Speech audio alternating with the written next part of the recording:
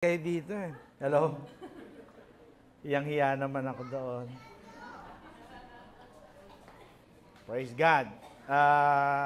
Good morning. Amen. We're so happy to be back. Saya kami ni Christy na makita ang lahat sa inyo. Although, marami na kaming hindi kilala rito. Kanina pinagtitignan na namin kayo. Maraming hindi na kami kilala, no? Thank you for having us this morning. Dahil Love Month ngayon, February, pag-usapan natin ang pag-ibig. Pag-ibig. Masdan ang ginawa mo. Na-in-love na po ba kayo? Na-in-love na? Sino yung mga na-in-love na?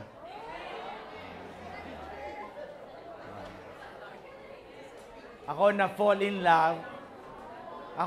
in love noong October of 1979. Na-fall in love ako. Tapos January 4, yung aking minahal, sinagot ako. January 4, 1980. Tagal na, no? 44 years ago. Di ba? At mula nung araw na yon, siya'y ipinagmalaki ko sa lahat ng kakilala ko. Lumalakad ako sa palengke dyan, na taas ang noo. Para akong lumalakad sa ulap. Parang nagagaya ko yata si Ruel. Sa kanya yun. Style niya yun. Di ba? Nung maging girlfriend ko po si Christy, I'm so proud na siya ang aking girlfriend. Kaya pag lumalakad ako sa palengke, taas noo. Kahit kanino, pinapakilala ko siya. Girlfriend ko. Hindi ko siya kinakahiya. Pati sa lola ko, ipinakilala ko siya, no? At nagustuhan siya ng aking lola. Sa pamilya ko, sa lahat, di ba? Ipinakilala ko si Christy. Amen? At meron akong kaibigan nga na niloko ako. Oh, iba na naman yung kasama mo, Manny. sabi niya sa akin, nagalit ako. Kasi pinagmamalaki ko si Christy. Kahit kanino. Hindi ko pa kilala si Ate Nora din, no? Pero kilala ko na sila. Sila Emmy, si Malu, at saka sila Judith. Sila po yung mga kaibigan ko ng panahon na yun. So, pinapakilala ko siya. Kayo ba, ipinagmamalaki nyo ang pag-ibig nyo? Diba? Pinagmamalaki nyo ba na merong yung inyong minamahal? Taas ang kamay dito na may minamahal. May minamahal. Ano ba susunod doon? Sino naman ang mayroong secret crush? Secret crush. Talagang nagagaya ko na si Ruel, Sino naman may secret crush dyan? Oh, isa lang. Ayun, dalawa. Di ba? Sabi niya, alam mo, girlfriend ko yan Oo, talaga. Pag nalaman niya, break na kami. Parang may kilala tayong gano'n, no, Malu? Pag nalaman niya, break na kami. Ba't ko ba sinishare to? Kasi marami sa atin, secret crush si Lord. Si Lord secret crush. Ang ibig sabihin, sikretong nagmamahal. Hindi ipinagmamalaki. Ako, nung maging girlfriend ko si Christy, kahit kanino, ipinagmalaki ko siya. Sinare ko siya. Maraming mga Kristiyano, mayroong secret crush kay Lord. Ang ibig sabihin, hindi alam ng iyong katabi, hindi alam ng pamilya mo, hindi alam ng mga kaibigan mo na minamahal mo si Kristo. Mahal na mahal mo ang Panginoon. Alam nyo, sa Panginoon, walang secret crush. Sa Panginoon, walang secret agent. Walang ala James Bond. Secret agent. Dapat lahat tayo expose ang pag-ibig natin sa Panginoon. Amen? Kaya pinamagatan natin ang ating, pag lumabas na, ang ating message this morning, ngayong umaga, ay, dito ba yan? Ayun. Yan. Christ's love is worth sharing. Ang pag-ibig ni Jesus ay karapat-dapat na ibahagi. Amen? Dahil love month ngayon, so gusto ko kayo mapuno ng pag-ibig sa Panginoon. Ang pag-ibig ni Jesus ay karapat-dapat na i-share. Dapat lang. Amen? Ang ating text ay John chapter 3, verse 16. Tayo po tayong lahat. Marahil, ako, nung una ko po itong na-encounter, ay namangha ako. Nung una ko po itong mabasa, no? Hindi ko kilala yung verse na yan, pero yan ay sinare sa akin ng aking pastor. Amen? Ako po ay nagulat sa verse na yan. At sa paglipas ng kayo rin, marahil, nung una nyo yung marinig, nagulat din kayo, namangha kayo sa dakilang pag-ibig ng Diyos. Pero pagkalipas ng mga ilang buwan, ilang taon, no, naging ordinaryo na sa atin ang verse na yan. Kaya ngayong umaga, tignan natin yung verse na yan. Parang si Kaloy naman ginagaya ko. Ano ba? Ano nangyayari sa akin? Si Kaloy kasi lagi naiyak yan eh. Yan ang una kong BFF. Basahin po natin. John 3:16. Andiyan na po kayo? Sabay-sabay tayo kung meron kayong Bible. Kasi isang verse lang. For God so loved the world that He gave His only begotten Son, that whoever believes in Him should not perish, but have everlasting life. Amen. Palakpakan po natin ang pagbasa ng salita ng Diyos. Tayo po'y manalangin. Ama naming Diyos, dakila at makapangyarihan sa lahat. Kami po'y namamangha sa pag-ibig mo sa amin. Dahil hindi kami karapat-dapat sa dakila mong pag-ibig. Pero pinili mo pa rin kaming mahalin sa kabila ng katigasan ng aming ulo, sa aming rebelyon, sa aming mga kasalanan, sa aming pagsalansang sa iyo. Pinili mo pa rin na mahalin kami, Panginoon, na hindi naghihintay ng kapalit, O Diyos. Kundi minahal mo kami, hindi dahil mabuti kami, hindi dahil marami kaming ginawa, hindi dahil maganda at gwapo kami. Minahal mo kami sa kadahilan ng mahal mo kami. Hayaan mo, O Diyos, sa umagang ito, makuha po namin, Panginoon, ang dakilang pag-ibig na yan na sinabi ni Paul sa Epeso. Nawa, maunawaan nyo ang taas, ang lawak, ang lalim at haba ng pag-ibig ng Diyos sa inyo. Maunawaan namin mabuti, Panginoon, ang pag-ibig mo sa amin upang sa gayon makita namin dahil dakila ang pag-ibig na yan, yan ay karapat-dapat na ibahagi, ikwento, at sabihin sa lahat ng sa aming pamilya, sa aming mga kaibigan, at sa lahat ng makilala at makasalubong namin sa buhay. Hallelujah. Holy Spirit, we invite you to be our teacher this morning, that you will open our mind, that we might understand you. Open our eyes so that we may see you. And open our ears that we may hear you clearly. This we ask and pray in Jesus' name. Amen. Amen. Amen. Nakila ang pag-ibig na ito ng Panginoon, no? John chapter 3:16, yung binasa natin. Kasi John, sa verse na yan, meron pa, no? Meron ako nabasang libro, na sabi nung libro na yon, kahit 3 buwan daw, hindi niya ma-exhaust. At hati-hatiin niya ang bawat salita. Sabi niya, kahit 3 buwan ako mag-preach, hindi ko yan mauubos ang lalim nung verse na yan, John chapter 3:16. Pero gusto ko lang, sa una, makita natin yung tatlong greatest dito sa verse na ito. It is the greatest love, it is the greatest cause, and it is the greatest blessing. No? Greatest love, greatest cause, and greatest blessing. Bakit natin sinabing greatest love? Kasi ang pag-ibig nyo, limitado lamang sa asawa nyo, sa girlfriend nyo, sa boyfriend nyo, sa pamilya nyo. Di ba?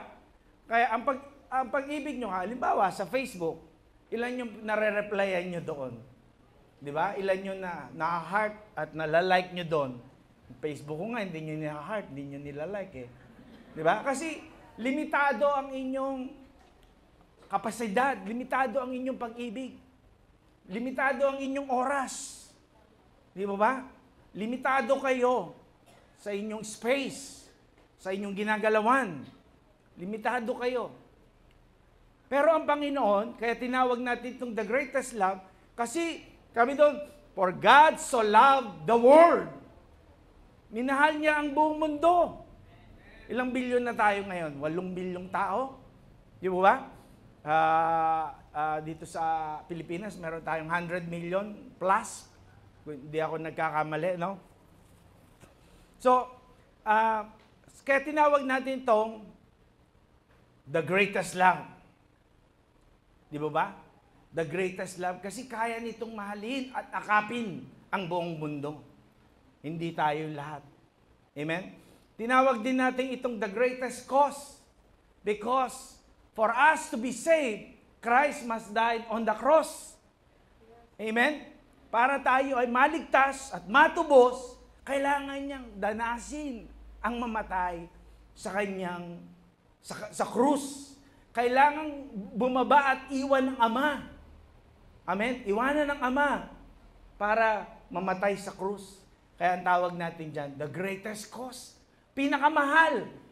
Kaya nga, sobrang mahal ng iyong kaluluwa. Ang sabi ng Biblia, what profit a man that he gained the whole world and yet lost his soul?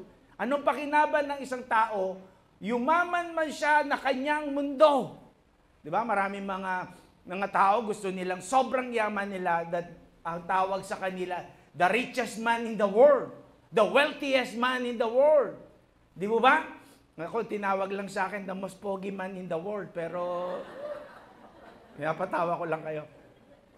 Di ba? Gusto nila na ang title na yun.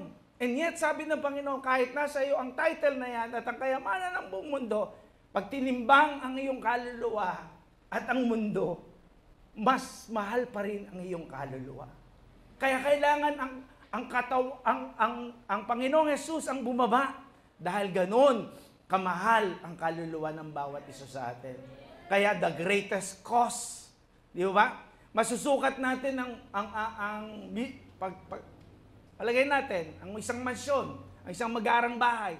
Masusukat natin ang presyo niya. Sabihin natin, magkano yung bahay na yan? 10 million niya. Wow, ang ganda naman. Masusukat natin ang presyo ng building. Magkano yung building na yan? 1 billion yan. Wow, ang mahal, kaya pala ganyan kaganda. Di ba? Masusukat natin ang presyo ng isang kotse. Di ba? Yung mga tao bumibili ngayon ng bagong at modernong kotse. Tesla. Di ba? Sa Amerika, yung mga taxi po namin doon ngayon, yung Uber, Tesla kasi kuryente yan, mas mura sa gasolina. So, ano natin yan, ang halaga niyan ngayon, binaban na nila, naghahalaga na lang ng 35 siguro, $35,000. So may presyo, may katapat na presyo ang ibig sabihin. Yung pinakamagarang bag. Magkano yung bag? Jinky, magkano yung bag mo? 1 milyon yan. Ha? Ba't ka nagbabag ng ganyan? Sana binigay mo na lang. Di mo ba? Meron, afford nila eh. Kaya nila eh. Di ba? Magkano yung sapatos mo yan? 500,000 yan. Di ba? Isang beses na interview si Ayay, napanood ko. Magkano yung mesa mo? 500,000 daw. Yung mesa. Eh, pupunta lang ako kay, pangalan niya, yung lumberjan. Diba? Sa tabla lang yan, at ano lang, 2,000 siguro, 5,000. 500,000 mesa lang. Ano trabaho nun? Lagayan lang ng kape. O di ba yung, ano ba, mina de oro. O, yung mesa dyan, pwede rin patungan ng kape. Pero iba yung kasi tinataas nila yung standard nila. Pero lahat ng pinakamahal, may katapat na presyo.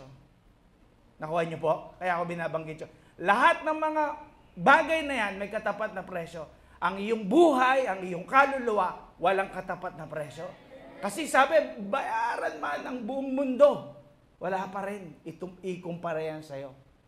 At nakuha niyo po ba? Amen? Kaya ang John 3:16, the greatest cause, yan ang pinakamahal na makita natin ang ating ang kabayaran ay ang kamatayan ni Kristo sa krus. Amen? And it's also the greatest blessing. Bakit tinawag nating greatest blessing? Kasi ang katumbas niyan ay everlasting life. Meron pa bang greatest blessing dyan? Sabihin niyo sa akin. No, anong pinaka-greatest blessing? Siguro, nung Pasko, binigyan kayo ng magagarang damit. No, yung iba sa inyo siguro ay bag o whatever. Diba? Sa Amerika, nagre-regalo sila yung isang kotse sa kanilang birthday. Nire-regalo nila. But still, limitado yun. Hanggang lupa lang yun. Andiyan pa ba kayo? Hanggang lupa lang ang maaabot nun. At ang sabi ng Panginoon, kinakalawang yun. At nabubulok. Alam nyo, nung umuwi ako galing Saudi, 1987, binili ko yung pinakamagaganda at mahuhusay na produkto na kaya ko. So, bumili ako ng component, na Pioneer, bumili ako ng magagandang speaker. Ang relo ko noon ay Rado, di ba? Kasi maraming relos doon, pero hindi ko kaya yung Omega. So, andun ako sa pangatlo, ano yan Rolex, nung panahon namin Rolex, Omega, tapos Rado. So, yun ang binili ko, pangatlo, kasi yun ang kaya ko. Binili ko lahat. 1987, sabi ko, final na yun. Tapos bumili ako ng pinakamagarang Ray-Ban nung panahon na yun. Mahilig kasi ako sa Ray-Ban, Tortuga. Yun ang pinakamodelo noon, pinaka-latest. Lahat yun, wala na ngayon, bulok na. Di ko na nakita. Yung Ray-Ban ko nawala na. Andiyan po ba kayo? Yung Urelas ko, dahil malapit kami sa dagat, kinalawang. Kahit suot ko siya, maalat yata yung pawis ko, kinalawang. Nagberde. Andiyan ba kayo? Yung sounds namin, nasira rin. Di ba? Pero ang eternal life, madadala mo eternally. Madadala mo hanggang sa kabilang buhay. Kaya it is the greatest blessing. Amen. Amen? So it is the greatest love, the greatest cause, and the greatest blessing. Praise God. Imagine mo ito, kapag naibigay mo at na-share mo ang gospel sa kanino mang tao, tumatanggap siya ng greatest blessing sa kanyang buhay. Dahil may magandang plano ang Panginoon sa kanyang buhay. Amen? Kahapon, nag-celebrate kami ng 45 years. At habang nandun kami sa mesa, high school reunion namin, 45 years high school reunion namin. Tapos meron ako nakatabi doon, hindi ko na maalala siya, pero kilala pa rin niya ako. Tapos sabi nung oy, pastor na siya ngayon. Ha? Napakagulo niya, napakaingay niya, napakakulit niya. Sabi niya, hindi ako makapaniwala. Sabi niya, kung hindi dumating si Kristo sa buhay ko noong 1979, alam niyo mga kapatid, sugarol ako, sugapa ako sa sugarol. No, mahilig ako magsugal. Mawalang direksyon yung buhay ko. Pero nagbago ang direksyon ng aking buhay, no, nung makilala ko si Kristo noong January 1979. Dapat pa ganun ako o kaya pa ganun na. Pero dahil kay Kristo, nagbago ang trajectory ng buhay ko. Nagbago ang papunta ng aking buhay. Amen? At kung papansinin nyo, kahit kayo, nagbago din ang takbo ng inyong buhay nung makilala nyo si Kristo. Amen? Maaaring hindi kayo ang pinakamayaman. Sa classmate namin, di naman ako ang pinakamayaman. Pinakapogi lang, di ba? Wala na akong buhok. Mataas ang kilay na kasama ko. Di ba? Dahil maaaring hindi kayo pinakamayaman. Hindi kayo able and everything. Pero kayo naman ang pinakamerong kapayapaan. Pinakamasaya. Dahil ang kapayapaan ni Kristo at ang kasiguruhan na tayo ay ligtas, nandoon Kaya may kapayapaan tayo. Amen po ba? Kaya, kung ako sa inyo, Christ's love is worth sharing. Amen? Dapat na sabihin natin ang pag-ibig ng Panginoon. Maging si Kristo, amen, maging ang ating Panginoon, nakita niya na ang pag-ibig ng Diyos ang kanyang priority. Tinanong siya ng kanyang mga ng kanyang mga apostol, kumain ka na ba, Panginoon? Sabi niya, ang pagkain ko, sabi niya, busog na ako kasi ang pagkain ko ay gawin ang pinapagawa ng Ama. No? Ang mag-share, sabi ng Panginoon. Umalis kasi yung mga yan yung kwento ng Samaritan Woman. Umalis yung mga disipulo para maghanap ng ulam. Di ba? Bibili sila sa turo-turo siguro nung panahon na yon. pagbalik nila, dala-dala na nila ang ulam, sabi ng Panginoon, busog na ako. Okay na ako. Bakit? Kasi ang pag-ibig ng Diyos, ang kanyang priority. Ang pag-ibig ng Diyos ang pinaka-importante sa kanya. Mas importante pa sa pag-ibig, sa pagkain. Amen? Kaya, it's so urgent, no? Ano ba yung urgent sa Tagalog? Urgent. Hindi, pinaka-importante. No, it's so urgent na si Jesus, tinignan niya, amen? In-overcome niya ang lahat ng mga obstacle. Amen? Kasi ang sinera ng Panginoon ay isang Samaritan. Amen? So, ito yung strategy ng Panginoon na gusto niyang i-share sa atin para matuto tayo paano i-share ang John 3:16. Ready na po ba kayo? Una, iniimbita tayo ng Panginoon, sabi niya sa verse na yan, may malaking harvest. Hindi niya kayang mag-isa, kaya sabi niya, samahan niyo ako. So, iniimbita tayo ng Panginoon na samahan siya sa isang malakas na harvest. Malaki ang harvest. Sasama ba tayo sa Panginoon? You know why? Because Christ's love is worth sharing. Sabi niya, halika kayo, mag-harvest tayo ng soul. Amen? So, He is inviting us to join Him. Amen? So, yung mga gustong mag-join, sumama sa Panginoon, ay makinig. Amen. So, John chapter 4, yan ang text natin. Verse 34, Jesus said to them, my food is to do the will of Him who sent me and to finish His work. Do you not say there are still 4 months and then comes the harvest? Behold, I say to you, lift up your eyes and look at the fields, for they are already white for harvest.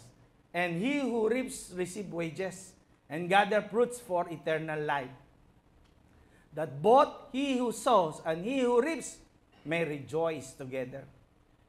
For in this the saying is true, one sow, another reaps. I sent you to reap that for which you have not labored, others have labored, and you have not entered into their labors. Amen. Gusto ko kayong bigyan ng historical background ng hatred between the Israelites and the Samaritan. Ang hatred na yan, nagsimula po nung 722 BC. Ibig sabihin, 722 taon bago ipanganak si Kristo. So, lumang alitan na ito ng mga Samaritan. Kasi yung pong Northern Kingdom, kasi yung Israel nahati sa dalawa. So yung Northern Kingdom po, dahil sa kanilang rebellion, disobedience to God, natupad sa kanila ang prophecy ni Jeremiah, no? At ni Isaiah. So nung 722 BC, sila po ay kinuha ng mga Assyrians at dinala sila sa Assyria.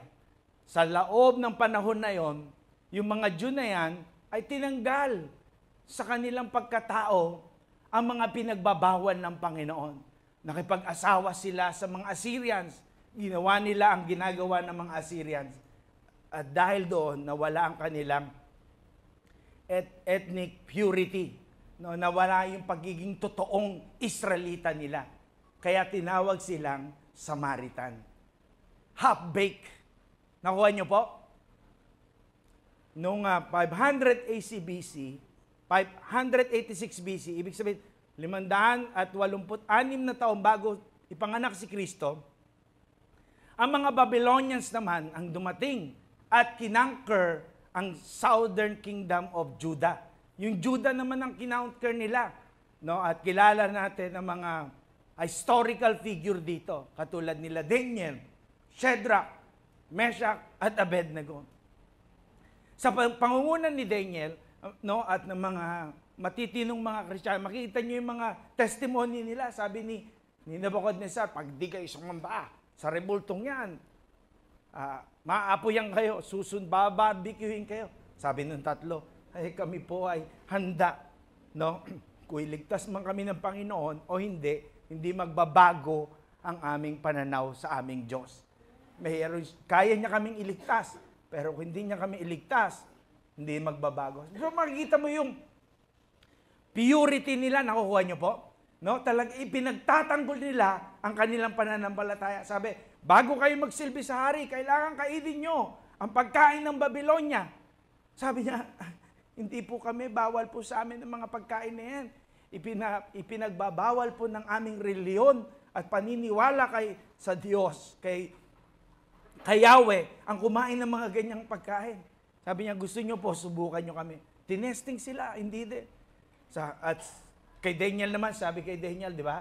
Sabi, yan, wala tayong makitang corruption dito kay Daniel para mapakulong natin to eh. Maliban sa nananalangin siya. So sabihin natin, ipinagbabawal ang panalangin.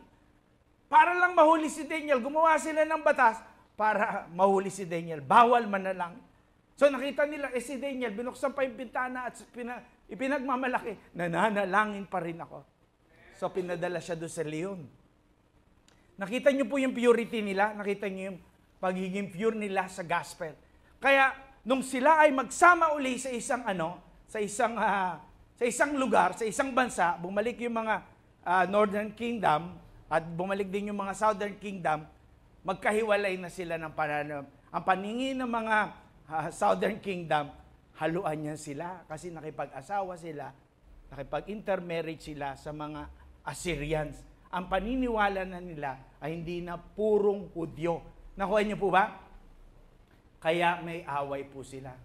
Kaya pag binasa niyo yung umpisa ng pangalan to, ng kwento ng John chapter 4, sabi ng babae, bakit ka nakikipag-usap sa akin?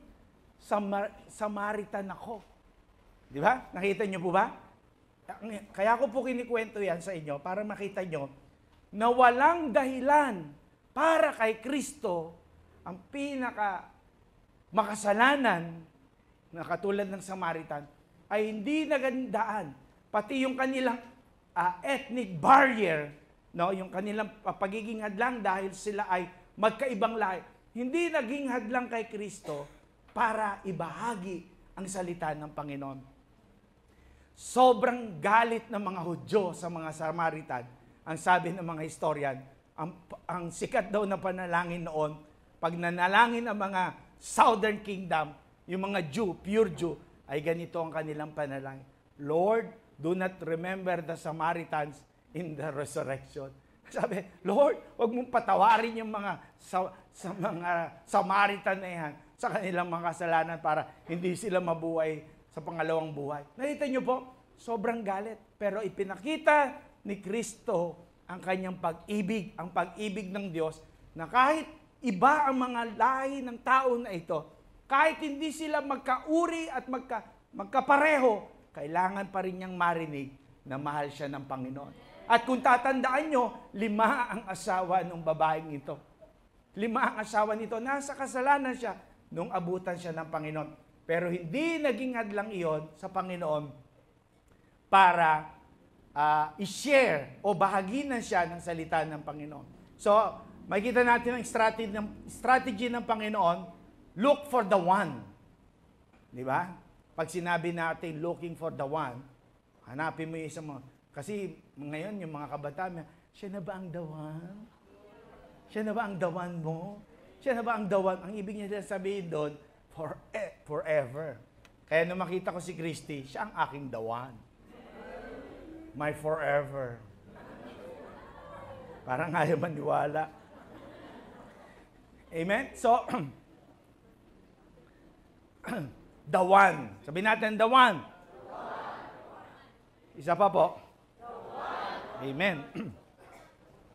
Di ba? Hindi ko ibig sabihin dyan yung mga Prince Charming o yung mga dream girl ninyo. Pag sinabi nating the one, no?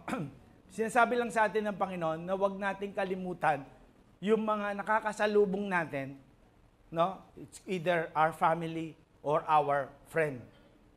Amen. Sabi doon sa verse chapter 4, no? Sa verse 3. He left Judea and departed again to Galilee, but he needed to go through Samaria. Alam nyo, nung araw, piniprepare ng mga Jew para maiwasan ng Samaria ang long cut kesa shortcut. Kasi kung nandun ka sa Galilee, shortcut ang Samaria. Pero sa ibang mga Jew, lalakad sila ng additional, sabi ng historian, lalakad sila ng 40 to an hour more para lang makaiwas sa Samaria. Pero si Kristo, sinadya niyang pumunta ron. Amen? At sinabihan niya yung mga disciple niya na bumili ng pagkain. At pagkatapos, habang nakaupo siya doon sa balon ni Jacob, sabi doon, a woman of Samaria came to draw water. Jesus said to her, "Give me a drink," for his disciple had gone away to the city to buy food. Then the woman of Samaria said to him, "How is it that you, being a Jew, ask a drink from me, a Samaritan woman? For Jews have no dealings with the Samaritans." So nakita niyo po, hindi sila nag-uusap. Wala silang relasyon. Di ba? Hindi sila nag-uusap. Pero ang Panginoon ay humingi ng tubig sa kanya. Amen? Nung dumating ang the one, itong Samaritan woman, nag-start ang Panginoon ng conversation.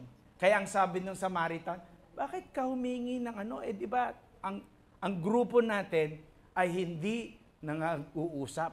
Ang grupo nyo, mga purong Hudyo, at kaming mga Samaritan na half-baked Jew, ayaw nyo, pinandidiriyan nyo kami. Marumi ang tingin nyo sa amin, mababa ang tingin nyo sa amin. Yun ang ibig po sabihin yan. Yung sabihin nung woman, ay Samaritan. Lalo na't alam natin na meron siyang 5 asawa. Di ba? Lalo't alam natin, in fact, most likely, this woman is a prostitute. Kasi 5 na yung naging asawa niya. Di ba? Yun ang sabi sa atin. Pero kinausap siya ng Panginoon. Hello? Ang ibig sabihin, sa atin, mas nauuna palagi ang dahilan kung bakit di natin kakausapin. Ang dahilan, bakit hindi sila makikinig. Andiyan po ba kayo? Nung kami po ay magsimula dito sa JG, nandun lang po kami sa maliit na bahay doon sa Dos Boca, no? Yung iba nakaalala pa yan. Malapit sa bahay nila doon. Isang araw, si Brother Bert may dinala sa amin. Nakakilala nyo marahil. No? Si Roman. Ako ang preacher noon, Wednesday, prayer meeting. Nung makita ko si Roman. Ano po siya seaman. Di ba? Tama ako. Andito ba si Ate Jean? Wala. Oh. Ha? Sa online. Hi. Nung daling si Roman sa atin, tinignan ko, sabi ko, mukhang hindi tatablan to ng gospel, ha? Sabi ko, kasi alam nyo bakit? Kasi noong una ko siya makita, parang wala siya sa sarili niya. Sabi niya lang, ganyan lang siya ng ganyan. So, nagpipreach ako dito, naabala rin ako kasi sabi ko parang, Lord, tatablang kaya ng gospel to? Di ba? Kulang tayo sa oras, pero gusto kong malaman nyo na naging worker natin yun, no? Bago yung kuhanin ng Panginoon. Naging worker natin yun at taga-deposit ng ating tithes and offering. Nung malaman sa kanila, sabi, bakit nyo yan pinagkatiwalaan? Ba may tama yan? Sabi namin, ang salita ng Diyos, ang bumubuo sa may mga basag, sa may mga tama. Hallelujah!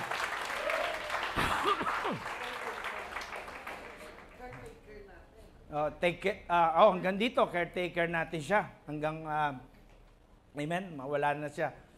Amen? So, marami tayong dahilan kung bakit ang isang tao ay hindi makakatanggap. Takot tayo. Di ba? Amen? So, minsan, may dinadala ang Panginoon sa ating dawan, binabaliwala natin. Doon sa aking park, sa aming park, tuwing umaga, nandun ako para maglakad, para mag-weights. No? May weights po kasing libre yun. Hindi ako nagbabayad. May libre naman. Ba't ako magbabayad ng gym, di ba? Yung park, doon ako everyday. Si Christy, ihahatid ko para magsumba. Ako naman, babalik doon sa park para mag-walking at pagkatapos Now, doon sa park na yun, lagi ako nakakita ng 1 cent. Hindi ko pinapansin. Hinaayaan ko lang. 1 cent lang yan, di ba? Siguro kung 25, baka pulutin ko pa. 1 sentimo, wala na tayong 1 sentimo no? 1 sentimo lang yan Hindi ko pinapansin. Isang araw, naggaganon ako, nakita ko yung 1 cent. 1 cent lang yan. Binubuhat ko yung sarili ko. 1 cent lang yan. Sabi ng Lord sa akin, huwag mong sayangin ang isang pera. Huwag mong sayangin ang mga kaluluwang idinadaan ko sa'yo, nilalapit ko sa'yo. Naintindihan ko, mahalaga kahit 1 sentimo, para magkaroon ka ng piso, mahalaga ang 1 sentimo. Mahalaga ang 1 sentimo, yung kasing hindi 5 po yun 1 sentimo lang yung 1 sentimo. Mas marami yung 5, 5 yun. Yun, isa lang, yung 1 cent, yan, 1 cent lang yan, isang mamera yan, no, dito sa atin, no, mamera lang yan. No, 1 sentimo lang yan.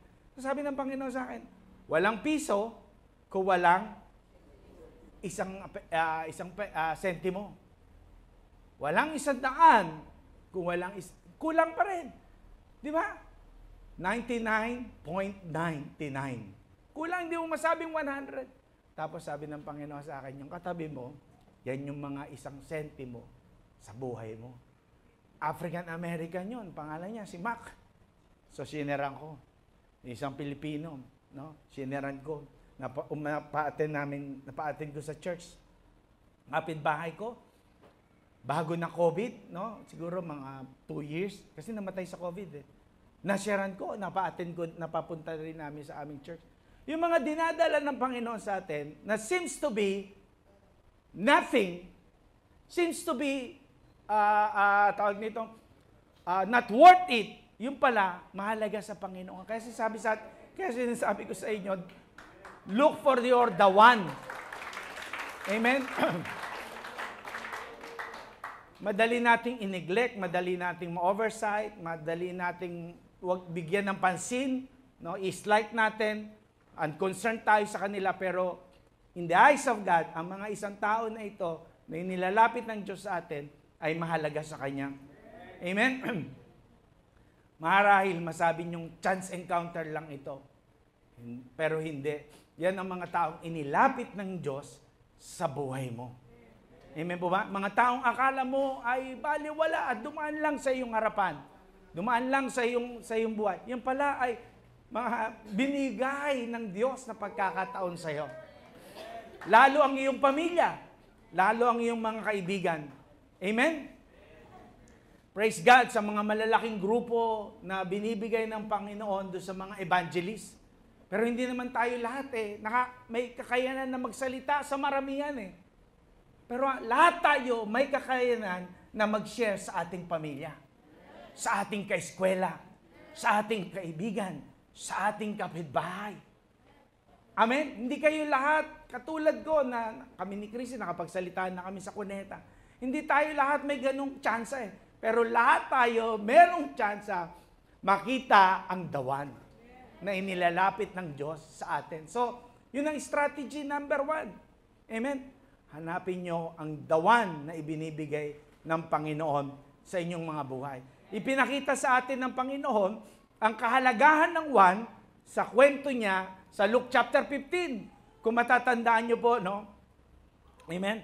Sa kwento na iyon, nagreklamo yung mga Pariseo at mga Skriba. Sabi nila ganyan, bakit itong si Jesus na banal ay nakikipag-usap sa mga tax collectors at sa mga makasalanan.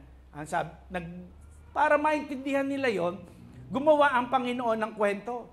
Sabi niya, kung sakali na meron kayong 100 tupa at yung isa ay nawala, sabi niya, hindi ba gagamitin niyo yung lahat na kakayanan para hanapin ang tupa na yon, nag-iisang tupa? Sa iba, siguro sabihin, hindi na, okay na ako. May 99 pa naman ako Sabi ng Panginoon, hindi, hahanapin nyo yung isa dahil mahalaga yung isa na yon.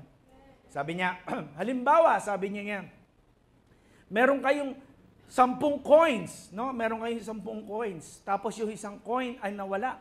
Di ba babaliktarin nyo yung buong bahay para makita nyo yung coins?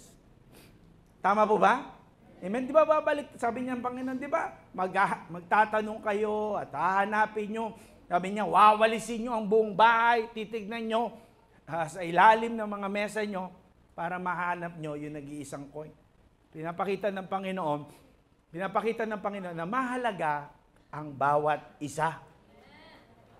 Amen? Mahalaga ang bawat isa. Sabi mo sa iyong katabi, mahalaga ka sa Panginoon. Amen?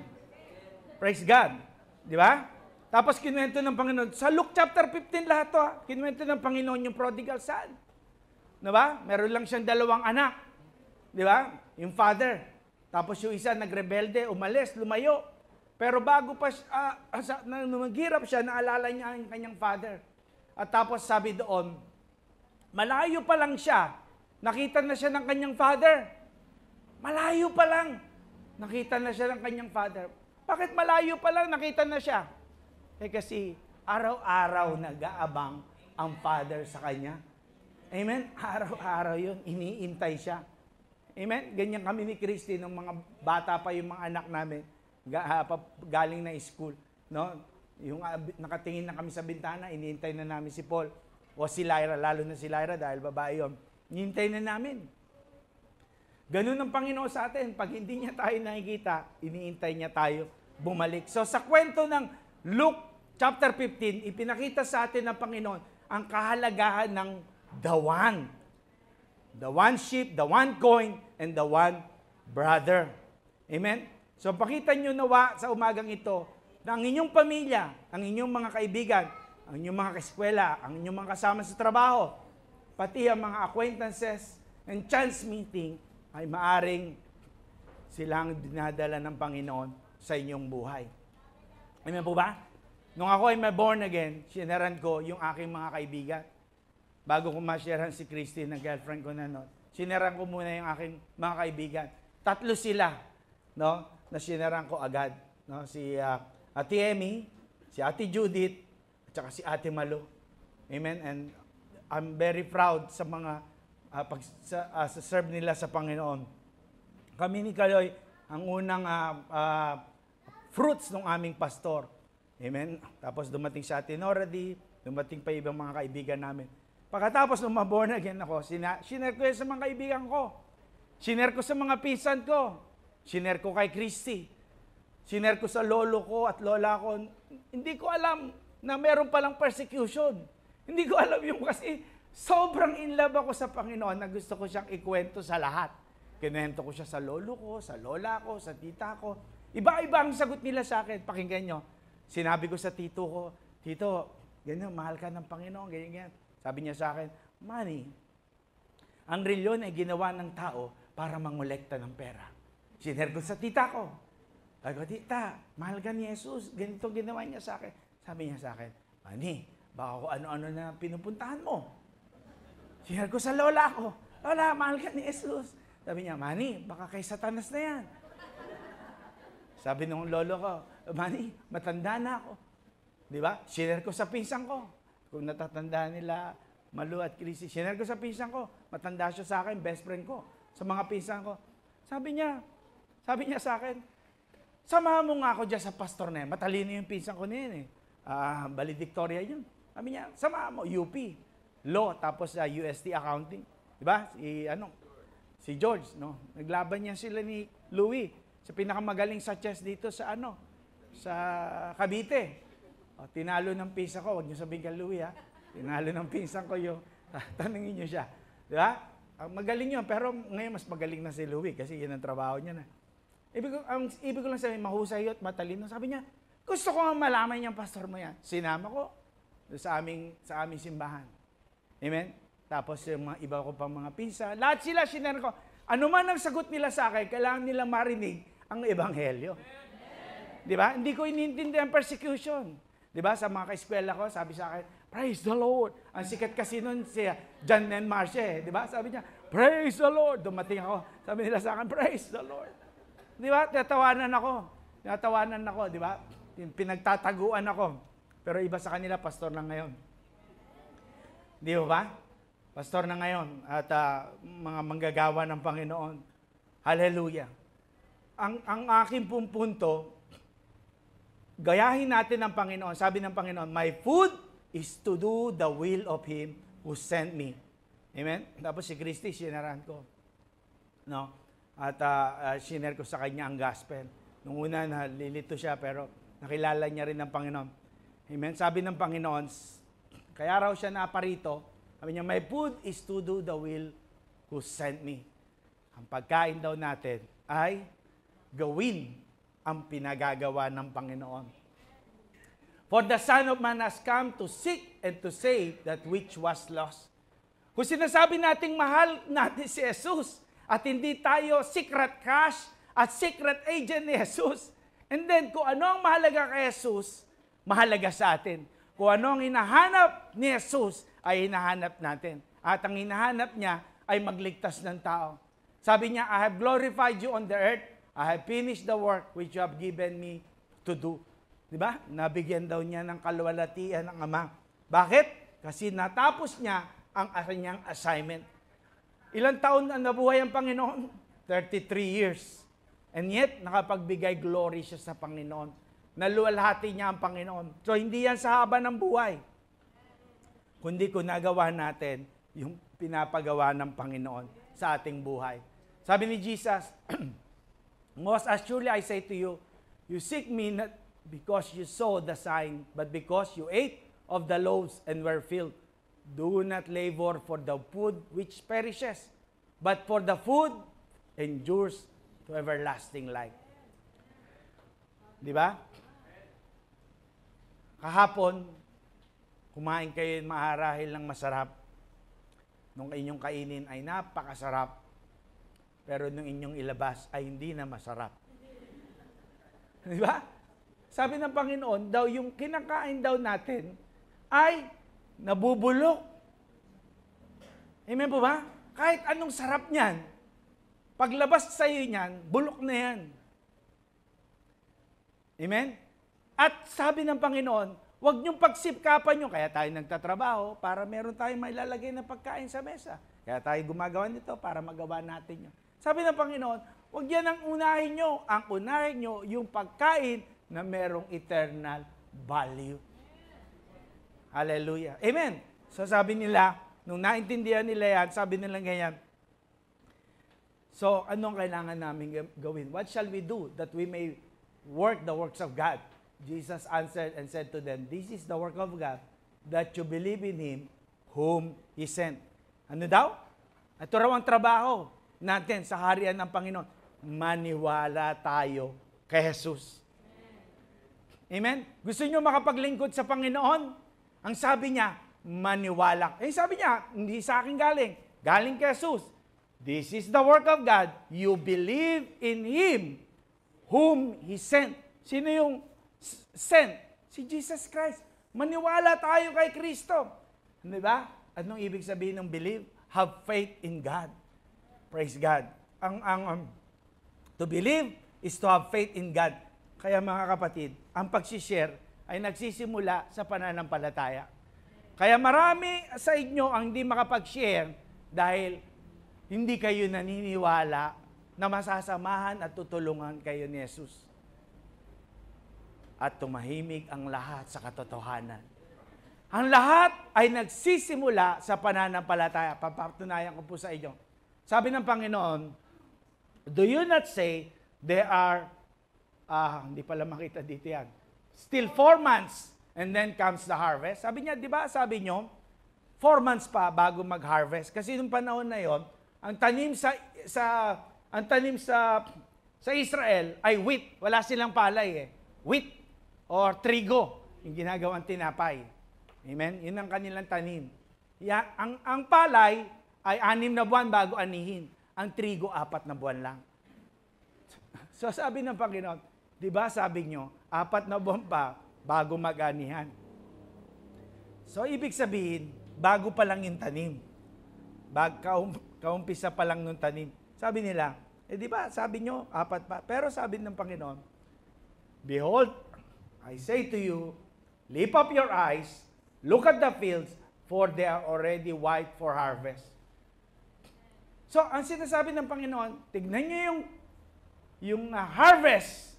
ready na yan. 4 months pa eh. In the natural. 4 months pa. Pero ang eyes ng Panginoon ay supernatural.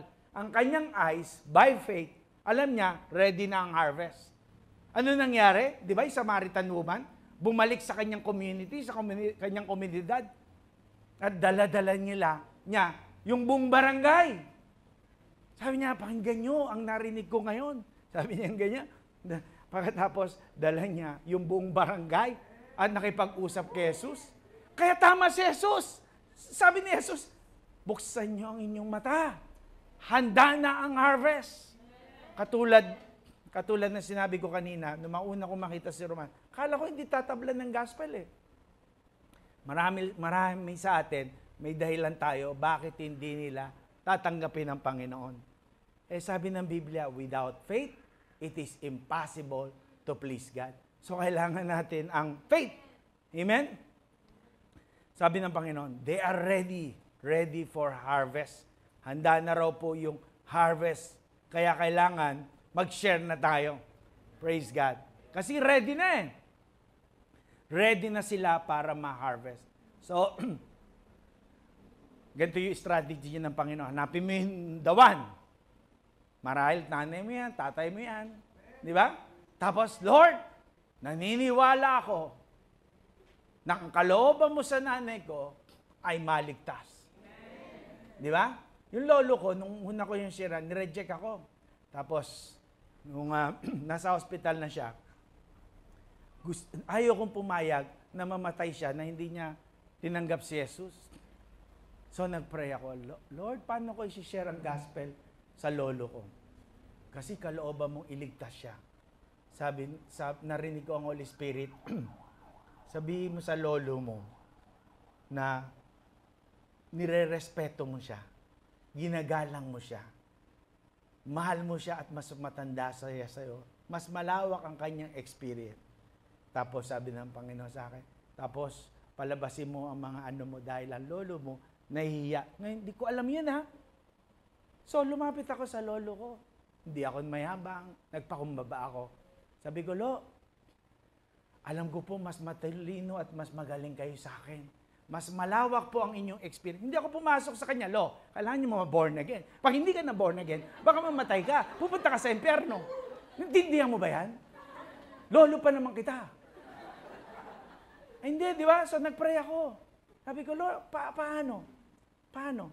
Tapos naniwala ako. Sabi ng Lord, ganyan ang gawin mo strategy. So kinausap ko, Lo, mahal ko po kayo, ginagalang ko po kayo, nire-respeto ko po kayo, mas matanda po kayo sa akin, mas marami kayong karanasan, kaya alam kong mas magaling at mas mahusay kayo sa akin. Pero Lo, sabi ko sa kanya, mahal kayo ni Jesus. Sabi ko, gusto nyo bang mag-pray tayo? Sabi ko ganyan. Ayaw niya. Oh, yung pangalawang strategy ang in-apply ko. Sabi niya, Lo, gusto nyo bang palabasin ko sila tito at tita? Sabi ko, para tayong dalawa lang, di kayo mahiya. Sabi niya sa akin, di nagsasalita eh. So, ngayon ako nagyabang. Mga tito, mga tita, labas! Di ba? Tapos, tumanggap sa Panginoon yung lolo ko. Amen? So, naniwala ako. At pagkatapos, ako'y nanalangin. Kaya, so, hanapin nyo yung dawan, yung binibigay ng Lord sa inyo.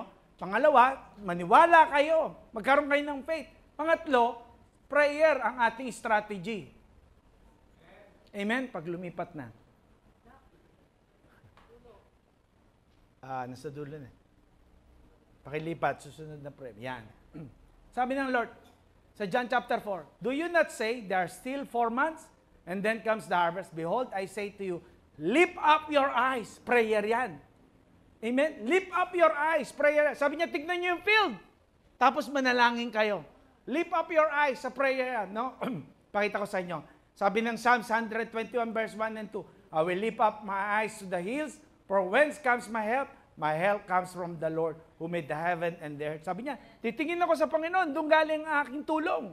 Amen? Sabi ni Jesus, this word, lift up his eyes to heaven and said, Father, the hour has come. So, bago siya manalangin, tumingin siya sa langit. So, yung pag-lift up ng eyes, symbolic yan ng prayer. Amen? Prayer. So, si Jesus, amen, si Jesus, nananalangin para dumating yung harvest. Nakita ng Panginoon, napakaraming mga tao. Amen? At He was moved with compassion. Kaya sabi niya doon sa 9:37 and 38, then He said to His disciples, the harvest truly is plentiful, but the laborers are few. Therefore, pray the Lord of harvest. Kanino daw tayo magpe-pray? Sa Lord of harvest. Sa Panginoon. Ang tawag ni Lord sa sarili niya, I am the Lord of the harvest. Praise God. Ako yung pinunong farmers. Ako yung punong hardinero. Praise God. Hallelujah. Sabi niya, to send out laborers into His harvest field. And these things the Lord appointed 70 others also and sent them 2 by 2 before His face into every city and place where He Himself was about to go. Then He said to them, the harvest is truly great, but the laborers are few. Pray the Lord of the harvest to send out laborers into His harvest field. Praise God. Walang tinignan ng Panginoon na member. Ang tinignan ng Panginoon, laborers. Walang member ang church. Basagin natin yun kasi asan ka? Member ako ng Hindi, ang tawag pala sa atin ng Panginoon lahat, laborers. Kasama natin siya. Kaya sabi natin, He is inviting us to the harvest field. Amen? Hindi na, kasi darating na si Kristo, kaya bawal na ang upo lang ng upo. Andiyan po ba kayo? Imbitahin niyo pa ba ako? Bawal na ang upo ng upo. Dapat meron kang trabaho sa kaharian ng Panginoon. Praise God, no? Nakita niya na marami ang field. Ang field. So nagpadala siya ng kanyang first disciple sa Luke chapter 9, yung kanyang unang 12. Na bumalik yung 12, sabi niya, Lord, ang dami namin ginawa para sa iyo. Sabi ng Panginoon, kulang pa rin yan. So pinadala niya yung kanyang 70. Andiyan ba kayo? Nung magsimula ang church, 120. 500 yung nakakita sa kanya, pero 120 lang ang nag-start. So, from 12, naging 70, tapos naging 120. Ano sinasabi sa atin ng mga numero na yun? Napakalaki ng harvest. Praise God. At tayong lahat ay tinatawag ng Panginoon na samahan siya sa harvest na yan. Hallelujah. Na tayo ay magtrabaho sa harvest field. Andiyan ba kayo? Amen? Kita nyo ang ginamit na word? Laborers. Saan ginagamit yung salitang yan? Sa workforce. Ang tawag nyo sa May 1 ay Labor Day. Anong pinagdiriwang? Yung mga manggagawa. Hallelujah. Nandiyan po ba kayo? Lahat tayo ay manggagawa ni Kristo. Sabi ng Panginoon, He who reaps wages. Saan mo na naman naririnig yung salitang wages? Sa manggagawa. Sa nagtatrabaho. Another word for wages ay salary. Di ba? Amen? And gather fruit for eternal life, that both he who sow and he who reaps may rejoice together. For in this the saying is true, one sow and another reaps. I sent you to reap that for which you have not labored. Others have labored, and you have entered into their labors.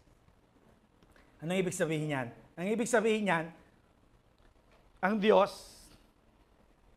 pag nagtrabaho ka sa Kanya, matatanggap mo ang wages. Matatanggap mo ang reward.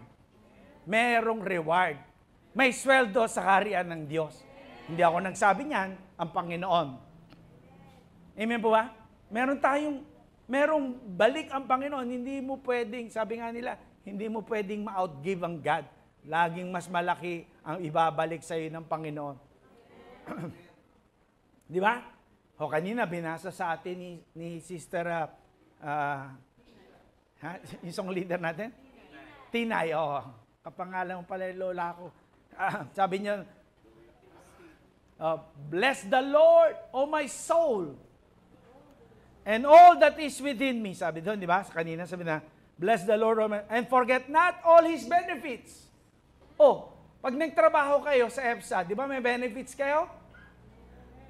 Andiyan pa ba kayo? May mga, sa Amerika, may mga nagpapapray sa, oy, wala akong trabaho, pastor. Pag-pray mo naman, may maayos akong trabaho, may magandang benefits. Tignan natin ang benefits sa Kingdom of God. Who forgives all your sins? Ang unang benefits at pinakamataas, pinatawad ang iyong kasalanan. Pangalawa, heals all your diseases. Pinagaling ka sa iyong lahat ng kasakitan. Pangatlo, who redeems your life from destruction. Tinubos ka sa iyong kapahamakan. Kung hindi ko nakilala si Jesus, naku, hanggang ngayon, mahirap pa rin ako. Hanggang ngayon, suga pa rin ako sa sugal. Bakit mo sasabi yan, pastor? Kasi yung mga kasama ko, dati, ganun pa rin ang buhay hanggang ngayon. Andiyan ba kayo? Amen? Who crowns you with loving kindness and tender mercy, satisfy your mouth with good things, and renewed your life like an eagle. So, ang daming benepisyo. So, meron tayong wages sa Panginoon. May sweldo tayo sa Panginoon. Di mo ba? Sabi pa ng Panginoon, alam niyo, sa Amerika, meron kami tinatawag na security, alarm. Ang trabaho noon, ay bantayan kami, tulog man kami, o gising, nakabantay yung mga camera na yun, para kung merong crime, may magnanakaw, tutunog yun. Eh, ang mahal, pinatigil namin pagkatapos ng 1 year. Hanggang tigil na yan. Ang gagamitin natin, yung top of the top na security. Ano yung top? Tapos libre. Di tayo magbaba. Laging on promotion. Ha? Oo. Totoo ba yan, Dad? Yes. Psalms 121. Ano yun? He will not allow your foot to be moved. He who keeps you will not slumber. Behold, who keeps Israel shall neither slumber nor sleep. Ang nagbabantay raw sa akin, hindi natutulog, parang camera, no? 24/7. Praise God, mag-a-alarm yun. Sabi, ang magbabantay sa'yo, hindi natutulog, hindi nagpapahinga, para bantayan ka. Alam nyo ba, marami kayong dapat disgrasya o pagyayari sa inyong buhay, hindi nangyari dahil nauna ang Panginoon sa inyo. Di ba ba? Hindi nyo lang alam. Hindi lang natin alam. Pero nangyari at naligtas tayo ng Panginoon dahil kay Kristo. Hallelujah. Sabi niya, kayo na mga aani kayo na hindi nyo na pinaghirapan. In other words, nagawa na at nangyari na. Amen? Sabi doon kay Paul watered, I planted, then Paul watered, but God gave the increase. So, hindi natin problema kung tatanggap yung tao na yun o hindi. Ang problema natin, magtanim at magtubig. Bahala ang Lord na magpalago. Ayun po ba? At pag nangyari yan, sabi ng Panginoon, tatanggap tayo ng reward. Now, he who plants and he who waters are one, and each one will receive his own reward. Hallelujah. Amen? So sabi diyan, we are God's fellow workers, you are God's field, you are God's building. Nakita niyo po ba? Ano yan? Workers, tapos naging field, then you become building. Ibig sabihin, nag-grow tayo, amen? Nag-grow tayo at tinirhan na tayo ng Panginoon, nanaan ng Diyos sa atin. Anong resulta nito? Sabi, dito tayo magtatapos. Anong resulta? We'll rejoice together. Yung nagtanim at yung nag-ahini ay parehas na magsasaya. Yung likuran po namin ay taniman ng palay. Nandito pa kami nakatira. Ngayon hindi na. Pero nung araw, taniman yun ng palay. At na-notice ko, pag nagtatanim, hindi masyado ang marami ang masaya. Hindi sila nagkukwentuhan. Meron nga silang kinakanta. Magtanim ay di biro, mahirap ang magtanim eh. Pero alam nyo, pag harvest time, napansin ko, doon sa amin tinitiran, may dala pa silang radyo. Ang ingay nila, tuwang-tuwa sila sa kanilang inaani. Masayang-masaya sila. Yun ang napansin ko. Kaya mga kapatid, maaaring sa simula, mahirapan tayo. Pero pag may inani tayo, ang sabi ng Psalms 126, those who plant with tears will gather fruit with songs of joy. He who goes out crying as he carries his bag of seed will return with songs of joy. With songs of joy. Praise God. Amen? Sa simula raw, naghahasik tayo ng buto na umiiyak. Prayer yun eh. Pero aahani tayo na kumakanta. Kumakanta. Alam nyo, nung diyan kami nakatira sa Noveleta, yung subdivision na yan ay dating palayan. Kaya mataba ang lupa. Pag kumakain ako ng papaya o kaya ng pakwan, nagtatanim ako. Hindi kasi naman talaga ako farmer. So pagkain ko ng papaya, sabi ko, doon sa kabilang bakod, diba? Pag kumain ako ng pakwan, ganun din. Ay, binubuga ko yung buto doon sa lupa. Alam nyo, isang araw, nagulat kami ni Christy, may papaya na kami. Ang mga kapitbahay ko, kumukuha ng pantinola. Hindi ako nagsisinungaling sa inyo. Kasi nasa labas ng bakod namin eh. Kasi wala pang bayad. Doon dinudura yung buto. Tapos, nagulat na naman kami, may tumubong pakwan. Sabi ni Christy, matalas ang memory niya. Sabi niya, kulay dilaw yung pakwan na yun. Nakuha niyo po ba? Ang ibig kong sabihin sa kwento na yan, hindi natin alam kung tutubo o hindi. Sa parable of the sower, sa apat, isa lang ang tumubo eh. Di ba? Lahat sila tumama sa lupa. Nakuha niyo po ba? Ibig sabihin, lahat ng butong ihahasik natin tatama sa puso. Pero isa lang ang lalago. Hindi natin alam. Isang Samaritan woman, pero dinala buong barangay. Amen? Ako na born again sa amin, pero buong pamilya na born again. Ang una ko na-sharean sa politiko, andyan si Mike ngayon, yung kanilang bunso.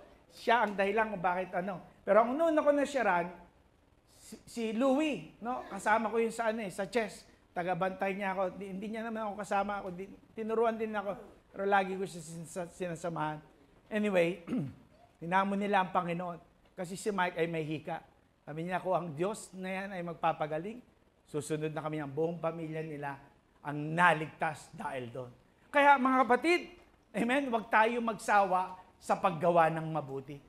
Sabi niya, let us not become weary in doing good, for at the proper time, we will reap harvest if we do not give up. Kamayan mo yung katabi mo, sabi mo, do not give up!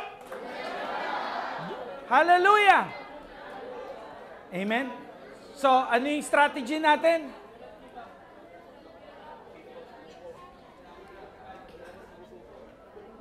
Find the one. It begins in faith. You have to work. In working in the kingdom of God, meron kang sweldo, meron kang benefits. Tandaan mo yan. Hallelujah. Amen?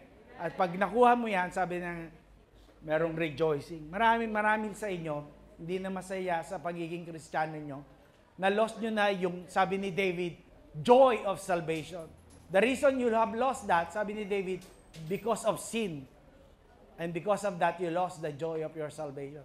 If you will return to God and begin to share His Word, you will have again the joy of salvation.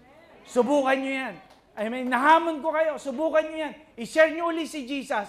Babalik ang joy of your salvation sa inyong buhay. Hallelujah. Let's all...